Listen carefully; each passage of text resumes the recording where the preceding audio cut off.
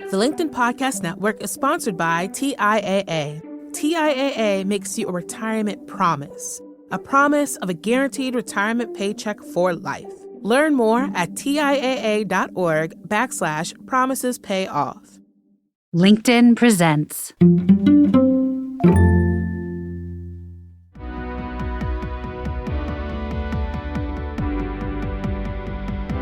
I'm Morra Aarons-Mele, and this is The Anxious Achiever, the show that looks at the intersection of mental health and work, and how we can all do both better.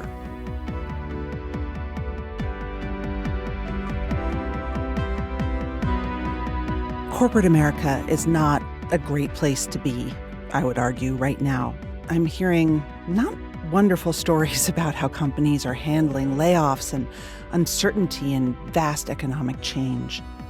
So after the last few years we've had and the ongoing issues with most organizations, startup culture, inequality, bias at work, today's guest might surprise you. Susan Schmitt Winchester is someone who actually thinks the workplace, where we spend, 8 or more hours of our waking day, could be a place to heal emotionally. She argues that especially with the right leadership, the right mindset, and the right tools, work can help us heal from past hurts and current anxieties. Susan is co-author of the book Healing at Work, a guide to using career conflicts to overcome your past and build the future you deserve. I love this book, and I love Susan's work.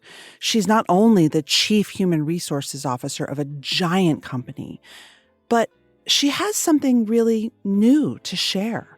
I first spoke with Susan back in 2021 about the idea of healing at work and about something she calls ASDP, Adult Survivor of a Damaged Past.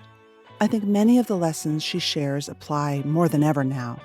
As I reflect around the summer holiday in the U.S. and the halfway mark of the year, I found what she had to say newly inspirational, and I want to bring this conversation to you once again. Let me know what you think of the idea of healing at work. Here's Susan.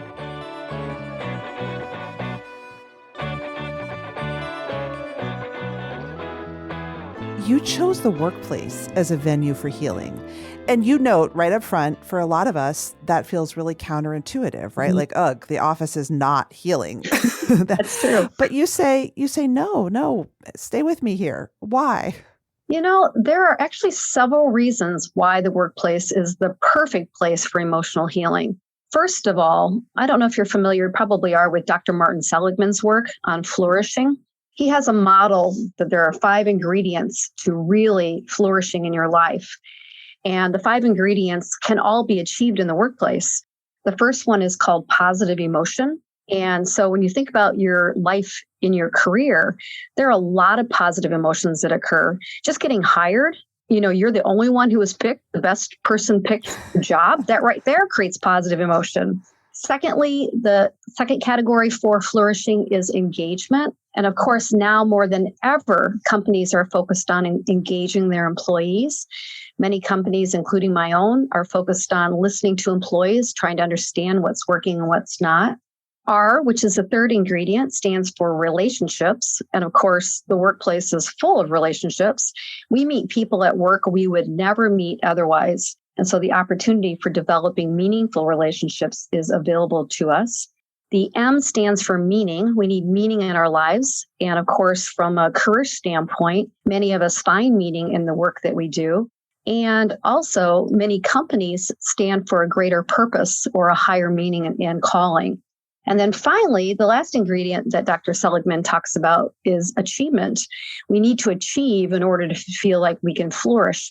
And of course, again, the workplace is all about achievement and results. And so right there is sort of the first opening to say, maybe we should be using the workplace in a different way. And then the second reason why I think the workplace is so perfect for healing is that it is full of conflict. My co-author Martha and I call conflict bumper car moments, when you're, going about your day, about your life and your job, and all of a sudden someone comes crashing into you, or you go accidentally crashing into somebody else, triggering a lot of emotional negative responses. And I believe that most people try to avoid conflict. None of us really like it. But if we look at conflict as a catalyst for growth, we can learn how to navigate the conflict in a very different way that allows us to practice new responses when we get emotionally triggered. Because for about 2/3 of us, it's very likely that we have old triggers from our past that may be sneaking into our workplaces every day and causing havoc. Yeah. I mean, the premise of your book, which is super interesting, going back to those of us who are carrying stuff from our past, is that the workplace is almost like a lab to work out and unlearn things that happened in your childhood with your family, who, of course, you could not choose, unlike your coworkers. They didn't choose you for most of us, and you didn't choose them. And so it's super interesting. You frame this in the context of people who are S for Sam, DPs.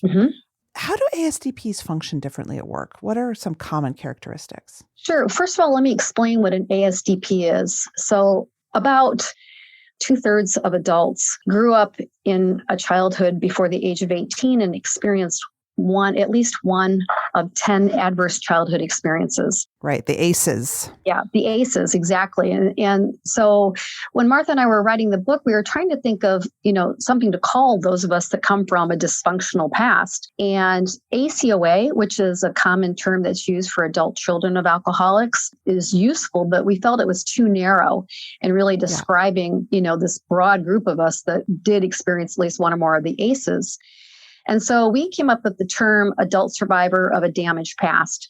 And so basically, adult means that we are adults now. We get to choose how we live our lives. We don't have to be prisoners to the past. Survivor is, I think, a hopeful word of resilience, that whatever dysfunctional dynamic you experienced when you were younger is also a great gift in teaching the ability to manage difficult situations. Damaged is not about us being damaged. It's more about having beliefs about ourselves that are damaging. And then past recognizes that, when you have experienced something negative in your, before the age of 18, the past can sometimes stay with us. But the opportunity is to realize that we don't have to be guided by unconsciously the impact of that past, that we can break through that. And so ASDPs, we show up very differently in the workplace. And it's a really interesting question because, when I think about Martha and she and I are both ASDPs. We operate totally differently from a career standpoint. Yeah. So there's not a specific pattern. So for me, for example, I spent 30 plus years in the corporate world. Martha self-selected to be her own boss and to not work in a company, but rather to work with companies. But I think some of the common characteristics that are true for ASDPs is that we carry some limiting belief about ourselves or limiting beliefs that affect how we interpret today's experiences in our career. So for me, for example, if you looked at my career, you'd say, well, that was pretty successful. However, what you wouldn't know is that underneath that success of the achievements was an underlying belief about myself that I was not good enough. And that it was my job every single day for, I hate to admit this, 30 years of my 34-year career to go out and prove myself over and over and over again. And that this is because a direct sort of line between your experience as a child. Exactly. And this proving. Yeah. Yep, that's exactly right. I call it living the unconscious wounded career path. And what I mean by that is that, for me, for sure, and I have the privilege of working with lots of people in the workplace. I see this dynamic a lot, is we are unconscious to how much those past negative beliefs about ourselves, our past triggers, the things that trigger us when we have a negative emotional explosion that occurs when something negative's happened in our minds in the workplace. And there's this feeling that we're never enough. We have to constantly keep pushing. And some people choose a path of overachiever, which is not uncommon. That's the combination of people pleaser and perfectionist. Some people actually respond from the place of fighting. They're the bullies in the workplace. So that's another way that people can respond. And then the third way is that some people become invisible. I know one woman, for example, who told me that she spent her 30-year career and she never spoke first until spoken to. Wow. And, some people, stay quiet and stay hidden, keep their heads down in the workplace. And others leave companies when they feel like the environment's become too toxic for themselves.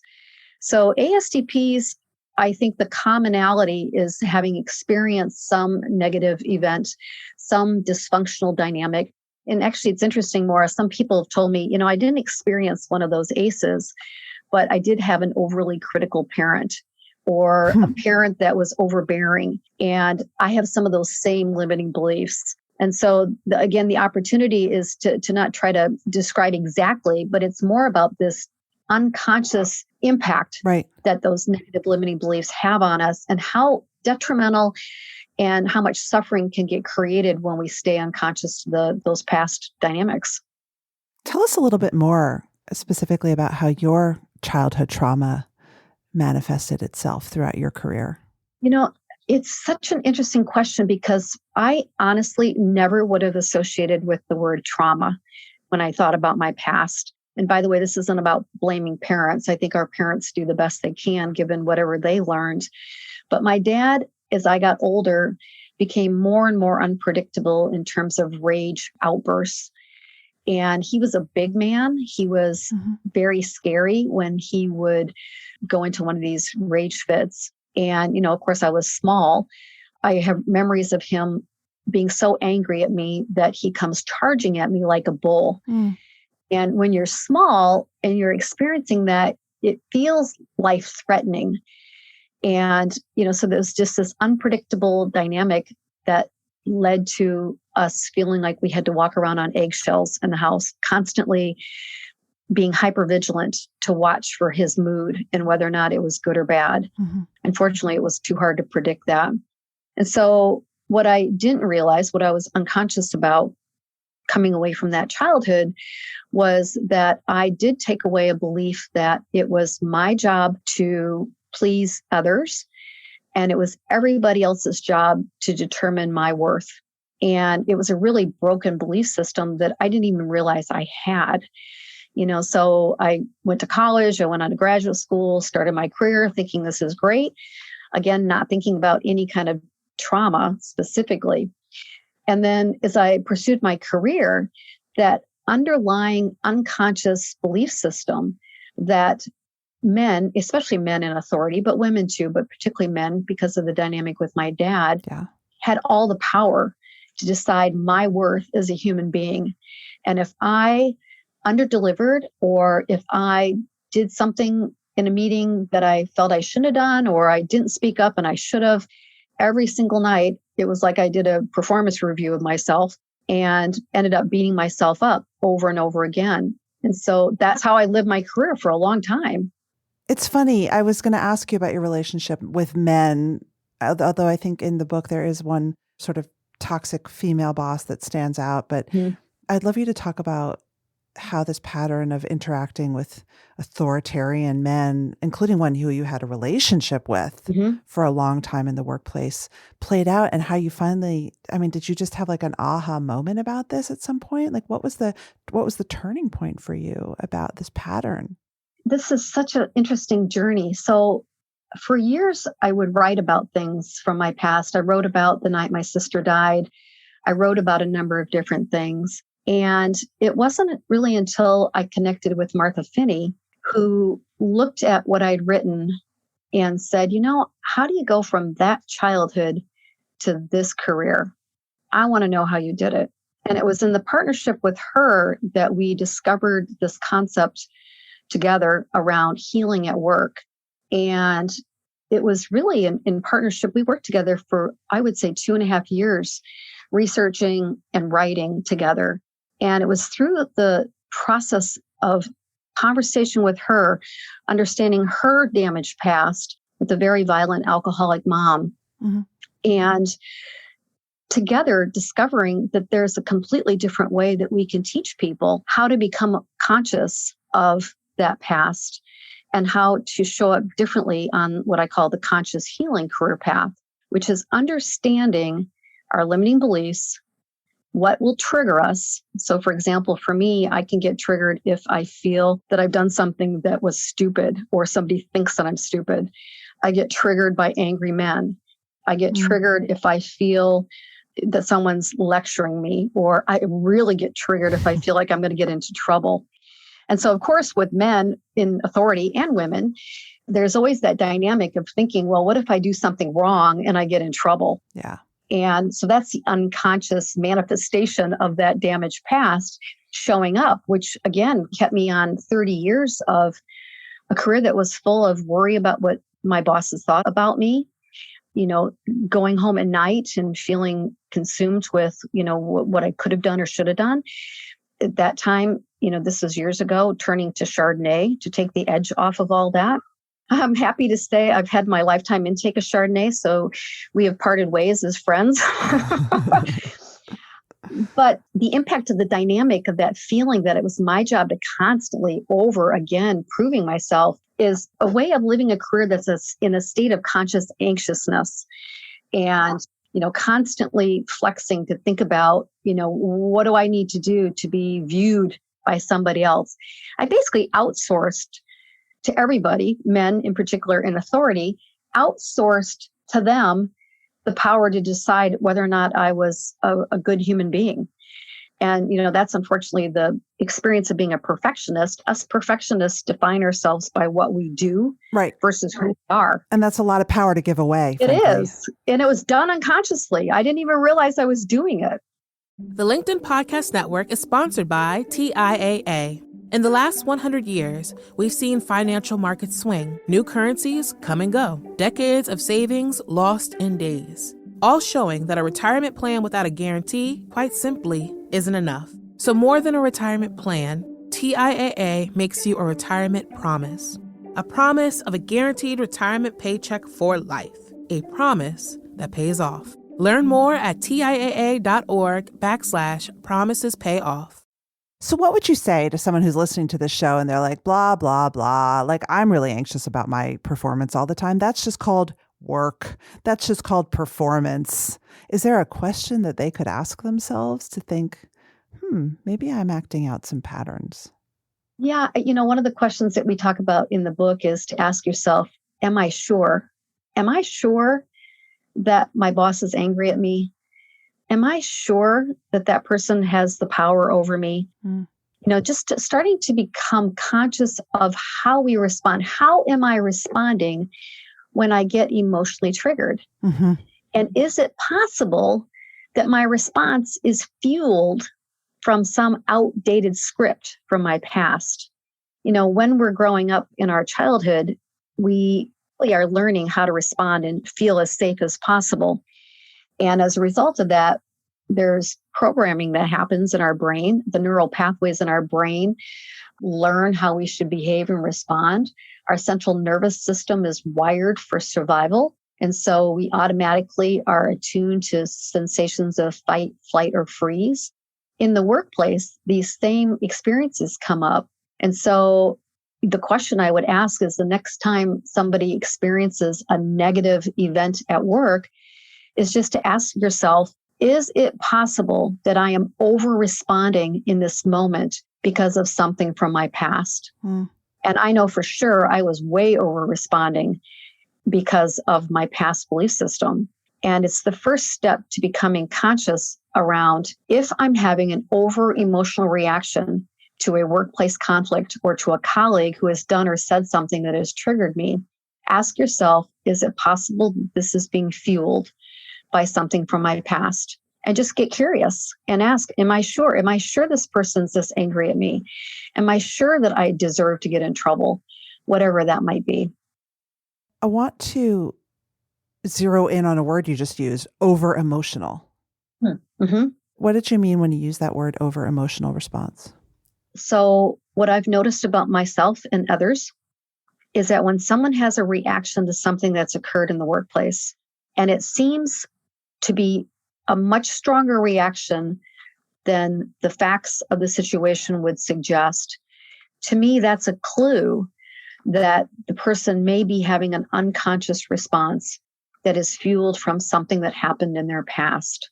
I know for me that when I get triggered, an emotional trigger, let's say my boss does or does not say something to me in a meeting, and I take it to mean that I haven't performed at the level I thought I should have. my immediate response, because of my old wiring, is to go into, a mode of, oh my gosh, what do I need to do to fix this? And of course, overachievers tend to have not great work-life balance because we're constantly trying to prove ourselves. And, you go into this sort of response of how do I manage this situation to make myself feel better?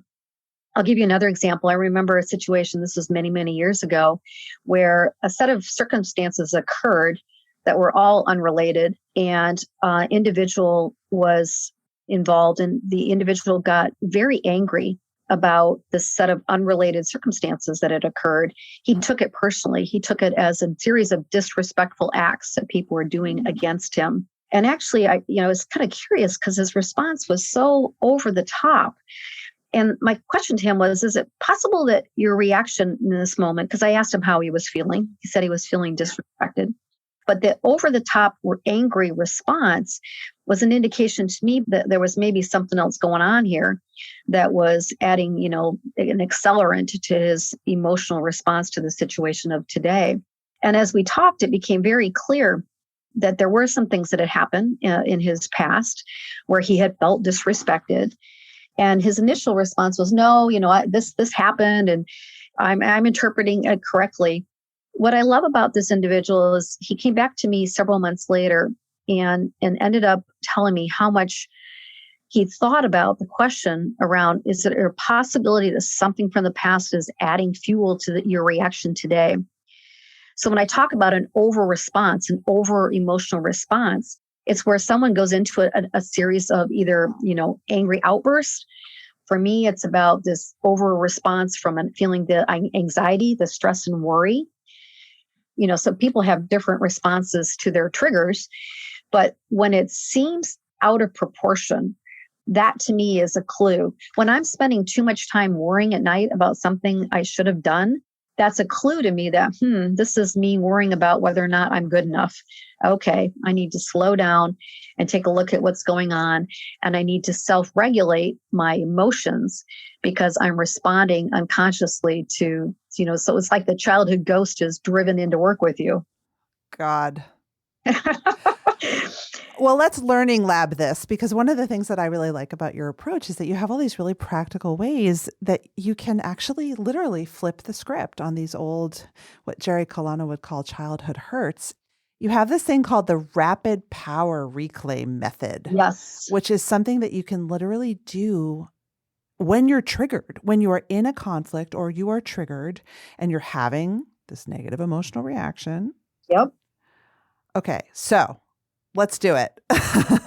First of all, what is the rapid power reclaim method?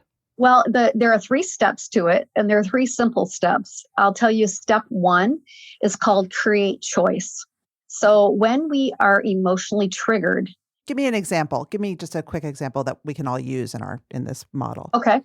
And this is a situation that occurred that I was preparing for a big presentation, and I was involved in a series of meetings leading up to my presentation. A number of other people had presentations that week.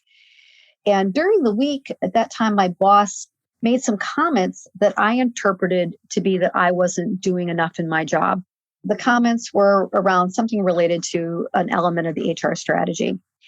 And he would share these things, in various days leading up to the presentation that I was going to be making.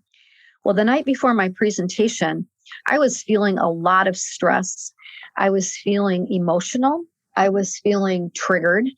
And the trigger was somehow I wasn't good enough and that I hadn't done something that I should have done related to this element of the HR strategy. And I remember my team and I were up late that night finishing the presentation till like midnight. Yeah. Which of course is never good to be short on sleep when you're triggered. I don't recommend that. And so the next morning I woke up really early and I just felt really emotional. I felt sad. I felt rejected. All this emotion was coming up. And so the very first step was in terms of creating choice. If we stay in that state that I was just describing, we have no choice. We go into our old automatic responses and we get lost in the trigger. So the very first step is this idea of creating choice. And the first thing is to say, oh my gosh, I am having a bumper car moment. With myself. Conflict in my own head, based on something that my boss at the time had said. I took it to mean that I wasn't good enough in my job. So the realization in terms of creating choices is to say, oh my gosh, I'm having a bumper car moment. Mm-hmm. And the very first thing we have to do is to manage that physiological triggered response. For me, when I get triggered, I feel like a hook has just grabbed me underneath my sternum. I start to breathe heavy. My heart rate goes up. I feel, the anxiety blanket has covered me. Yes. And I just feel afraid. I feel this fear of, whatever. And, so for me, releasing that physiological reaction is the first step of creating choice. And there are lots of ways to purge that energy. We probably don't have time to go into all the ways, but one way that I really love is a woman named Sheila Darcy just wrote a book, and I'm not going to get the name correct, but she has a whole way of thinking around what she calls sketch poetic. And I have one of her sketch pads. And in her new book, she talks about how do you purge emotion, feelings that are going on inside of you? How do you get them out of you? And so just taking a sketch pad and just taking a pen and sketching the feeling of anxiety, just to get it out of my body onto the paper. It's not about being an artist at all. It's more about releasing that emotional energy that is coming up and getting it out of your system, purging it. So that's one way. Okay, so you've created choice. Because I want to make sure we give this to people. So step one, when you're doing your rapid power reclaim, is that you're creating choice. You're saying, I don't have to do this right now. I can act another way. Right. And you can manage the physiological response by releasing it. Lots of ways to do it. Step two is called elevate action. And so elevate action, once we've released that energy going on inside of us, that negative energy, then we can say to ourselves, what do I need to do in this moment to elevate my action? And what I did in this particular moment was I took a little pink Post-it note. And on the pink Post-it note, I wrote, your boss is not your dad. I wrote, your team has done a great job preparing this strategy. It's the best strategy you've ever presented. I also wrote on the pink Post-it note, you have choices and options. In other words, my life doesn't have to be completely, focused on this one particular job, this one particular company. And during the presentation the next day, I put that pink Post-it note underneath the camera on my laptop, and I had it there the entire time I was presenting. I elevated my action. If I had not elevated my action, and if I had not created choice by purging that emotional energy going on inside of me, by the way, another way to do that is to take a pill and hit a couch as hard as you can. Totally. Right? Just and scream and yell and get that out of you. Elevating action. What happened was the presentation went so well. It was the best, honestly, it was the best engaging discussion the entire week with the particular manager. So that's the second step. And the third step, which is really important and which us perfectionists have a really hard time doing, is we have to take time afterwards to celebrate that success in order to integrate it into our neural pathways. So the third step is celebrate and integrate. So what I did that day after the presentation went incredibly well is I literally just went outside. I stood in the sun. I took just a breath and time to release and say, good job. You did that really well. And what we do by celebrating, just taking a moment to celebrate, is the rewiring of our neural pathways, which is, of course, is based on the science of neuroplasticity. In order to rewire the pathways in our brains, we have to integrate these new responses into a part of our identity. And that's the third step, is to celebrate and integrate it into your identity.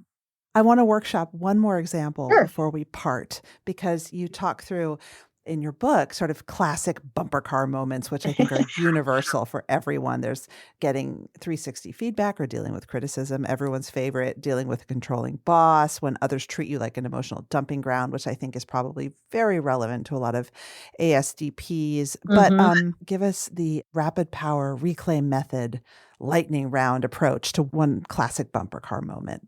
Yeah, well, for sure, one classic bumper car moment is receiving some negative feedback. Exactly. Right? That happens all the time. We're in the middle of performance reviews right now. Oh, God. And, for us overachieving perfectionists, the last thing we want is for anyone to call out anything negative about who we are. So the rapid power reclaim, let's say you just got some negative feedback or some constructive criticism or whatever you want to call it from your boss.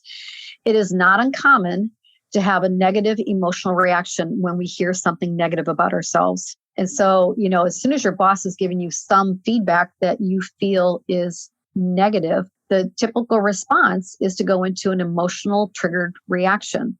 So, because I already believe, deep down that maybe I'm not good enough, if my boss is just giving me feedback to suggest there's something that's not right about me, I can have a very strong emotional reaction to that feedback. And, again, the bumper car moment is happening in our own head. It's the story we're telling ourselves. So our managers are supposed to give us constructive feedback. That's part of a manager's job. But the ASDP is going to hear it as, I suck at what I do. I shouldn't be in this job. My boss doesn't think I'm good at what I do. And immediately we go spiraling down on that unconscious wounded career path. And then, we just stay stuck down there, which is not a good place to be. So again, rapid power reclaim is number one, is realizing I can create a choice here. I do not have to have that old physiological response. Now, you and I both know that when you're triggered, it's hard to say, well, how do I get out of it? That's why you've got to release it and purge it. So it's maybe difficult to do right in the middle of a meeting. But if you're really emotionally triggered, it's okay to say to your boss, hey, look, I just need to step away for about 10 minutes. Would it be okay if we pick this up in 10 minutes? And you can always breathe, right? You can always breathe. Breathing is it's underrated. I always say I need to breathe more. Us ASDPs tend to kind of keep, this constant sense of holding our breath, waiting for something to go wrong. And you're right. So in that moment, when you're starting to feel those negative emotions, creating choice, whatever it means for you, if it's breathing, if it's taking a couple minute break to say, look, I just need to step away. Can we pick this back up? And then you go and release it, screaming, yelling, hitting a pillow against the couch, and getting that emotional response out of your body. Our muscles have memory. We remember the way we feel. So that's creating choice. The second is elevating action. Elevating action might just be having a conversation with yourself, which is, my boss is trying to give me feedback to help me be even more effective. Another element of elevating action may be, rather than going into defense, I'm going to get curious about what this feedback's all about. I'm going to ask questions to understand it. I'm going to really focus on what I can learn from this feedback versus beat myself up with it. So each person's going to have their own idea about how they can elevate action in that moment, but to just be intentional about what can I do to go back into this conversation with my manager and get curious. You mentioned this about my performance. Can you say more about that? I have a colleague who has got his own consulting business and is also an author, has this really famous phrase that I love, which is say more. We have a tendency when we're lost in our trigger and we have no choice to not be able to hear or ask questions. You just want to get out of the room as fast as you can, basically. Do. Cry in a corner, yes. Yeah, exactly. The idea of saying to your boss and being curious is, can you say more about that? When do you see me do that? What advice do you have for me? So that's elevating action. And then again, that third step, celebrating and integrating, is so key. When we have a different response to an old trigger, and we've handled a situation in a way where we're coming from our highest functioning self, we've got to take time to go figure out what to do to celebrate. I am not good at celebrating. And so a woman named Celine DaCosta, who I've worked with, taught me something simple, which is just go into your iPhone and put in the notes page a section called celebrations and things that you can do that make yourself feel better. So I started, a little sheet in my notes of these are things that make me feel like I'm celebrating. It can be different for everybody, but it's such a key step to integrate that into how I responded differently, consciously, than how I would have responded in the past. Yeah. I think the celebration would be as if you do the say more and you sit and you stay and listen and literally and don't flee, right? I think that would be such a cause for celebration for so many of us. When we're constantly coming from this unconscious state, we never take time to really look at how am I responding? How can I do this differently? And then how can I celebrate me? How can I realize that damaged is not doomed and the rest of my life is mine? And that's the beauty of healing at work.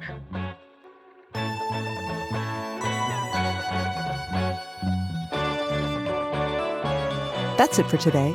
Our show is produced and edited by Mary Dew. Our assistant producer and sound engineer is Nick Krinko. Many thanks to the LinkedIn Presents family and to all our guests for sharing their stories. If you love the show, tell your friends. I would love you to leave a review because they really matter in helping the show get found. You could also follow us or subscribe.